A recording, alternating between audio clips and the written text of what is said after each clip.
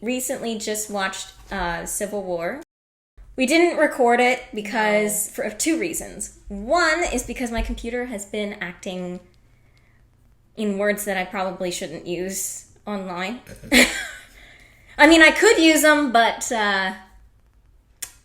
use your imagination. Yeah, no, my computer has been acting up really horribly, and also I was just sick a couple days ago as well, and so we just decided to, okay, we'll just watch the movie as is, and also we figured, you know what, just keep the commentaries to just the Spider-Man films. But we did watch Civil War. We did. And a quick thing about that, I guess I'll just say maybe as a movie as a whole, since we talked about the other ones. Sure. I thought it was a good movie. I was surprised I didn't need as much context as I thought I was going to. So that's true. I understood everything pretty well. But for Spider-Man in that film, I thought he had really cool moments, but I didn't really understand what was the purpose of him being there, in the sense that they didn't really give us his backstory. They didn't explain his powers. And that might have been a perfect opportunity, because he would be explaining it to Tony. And also, if you didn't want to go into it later, that would have been your moment to just be like, hey, kids, guess what? This is a quick little thing about him. But, to be fair, though, they didn't explain anything about Black Panther in that movie either, but we know that they explained Black Panther's backstory and powers in his own movie. So true. Maybe it was just a little tease. Well, the only thing I would say about that is that I think it's like with Black Panther in the movie, there's one little note, is that he actually had like a full arc. Like by the end of it, I was like, wow, it's not even his movie, and he has a whole arc. It's the power of Chadwick. Yeah. Anyway, so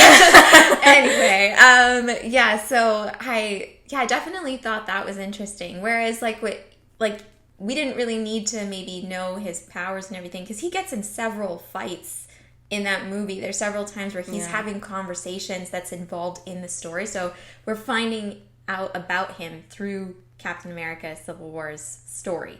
And that's interesting because there was a lot going on in that movie. Yeah, I gotta be honest, if we did end up making a commentary about that, I feel like 90% of that movie would have been me just shipping Steve and Bucky so hardcore. It was a lot of stuff going on. There's a lot of characters. One thing I'll say is at the beginning, I felt like there was like, wait, who's that again? Who's this? And then it was, once I knew who they were, it was fine. Yeah.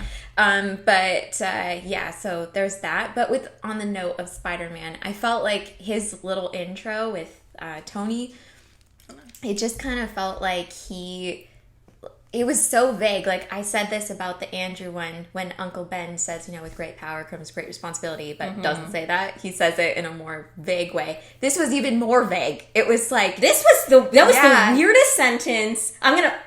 This is what we're talking about, this clip right here. Look, when you can do the things that I can, but you don't, and then the bad things happen, they happen because of you. And it's like, that for me, it just felt like even more vague than the Uncle Ben who said it in Andrews. So if you were going to have that moment, even though, yes, we've heard it before, I'm like, it would have at least given us his purpose. Meanwhile, he's just been Spider-Man for 6 months. He just goes like, something that happened, or like whatever happened. I forget the exact verbatim what he said, but it was like something like that, and it was so vague. I was like, this could have been executed a little bit better. But I did really enjoy, this is the difference, I really enjoyed seeing Spider-Man fights with everybody. I thought that was so cool. And there was this one moment where he like crawled over somebody, and he looked so much like Ant-Man. He looked so much like a spider when he did it. I was like, that was so cool. But like, I did feel like I enjoyed Spider-Man more than I enjoyed Peter Parker in that. I think that's the best way to put it, is I felt that's like true. Peter Parker wasn't really explored. And to be fair, that makes sense because it's not his And movie. they already had so many characters to get through. I definitely felt like it was the Peter Parker was not explored as much, which makes sense because obviously you'd save that for his movie. But even just a little blip, like I felt like I understood who T'Challa was. by the end, but I didn't really get a sense of Peter Parker in just that context without me having to reference a prior. Especially since his movie came first, right? Spider-Man's movie came before Black Panther.